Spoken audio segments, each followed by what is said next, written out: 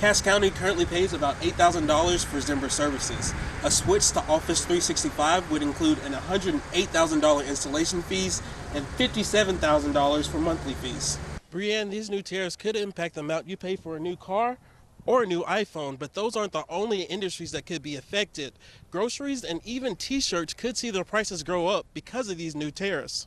Good morning, Vahid. I'm still working to get updated numbers, but what I can tell you is that when I was here 24 hours ago, this bin behind me was completely empty. Now it's filled to the top with those paper towels and canned goods that they were hoping for. Officials are hoping that this late push is enough to get them over the top of their numbers. Yeah, they did, Vahid. I actually moved down to Goshen Avenue where we were getting more reports of scenes like this, trees down, knocking down power lines. The road is closed here on Goshen Avenue because of this storm and the damage that it caused. But take a look at some of the video that I shot earlier this morning. Good morning, Carla. I'm here on Niles Avenue near the LaSalle intersection where that shooting happened. As you said, one man is dead. 2 other people are in the hospital. We do not know their condition at this time. I'm going to step out of the camera just to show you exactly what I can see right now. Metro Homicide has been out here for a couple of hours now assessing the scene and gathering more information. Earlier today they were focused, and they still are focused, on this area near this white car where I'm zooming into.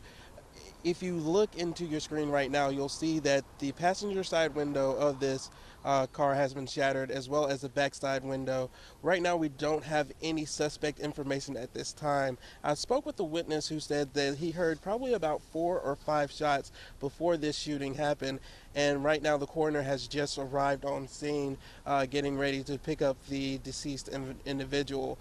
Well, we're still working to get suspect information, the victim's identity, and the condition of the 2 people who are in the hospital. Continue to stick with us on air and online at abc57.com for the latest updates. But for now, we're live in South Bend. I'm Jonathan Bailey, ABC 57 News.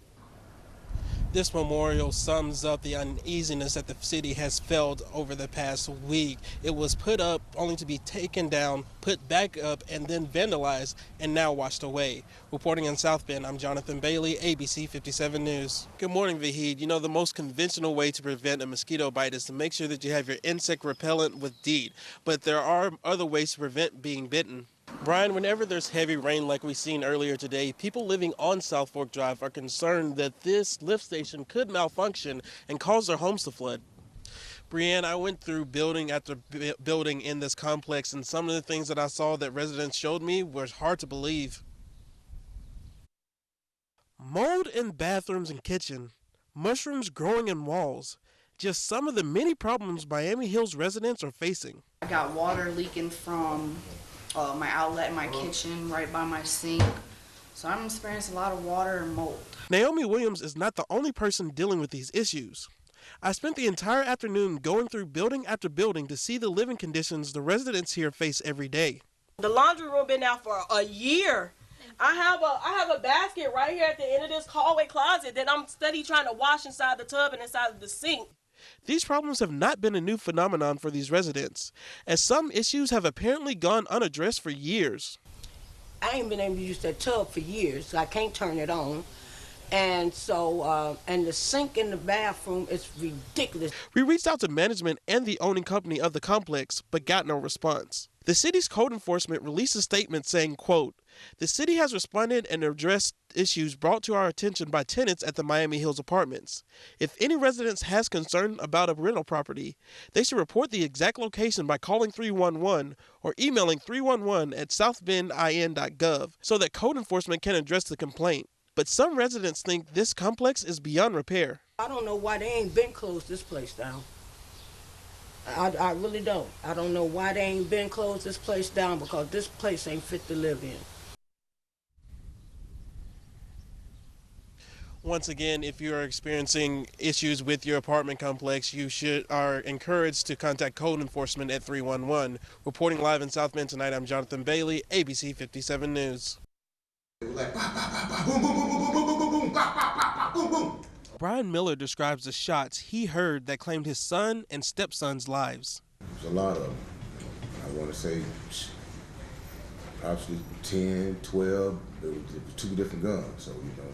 When he arrived on scene, he says he found his son shot and laying in the front yard. I I was holding him, and tears would come out of his eye, and I said, I got you, baby. I'm here, Daddy here. And I kissed him, and I said, just hold on. And that was it. Miller says he then looked up and saw the lifeless body of his stepson, Michael Johnson, a few feet away.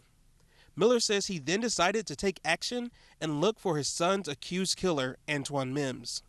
So did you stick around there? No, I wasn't looking for that right there. I was looking for him. Months after the shooting, Miller was given a gun that allegedly belonged to his late son, Cortez. Do you have any idea whether that was even Cortez's gun? No, Have you ever seen that gun before? no. That was fun. Yeah. It's a ride that 14-year-old Eric Miller won't soon forget.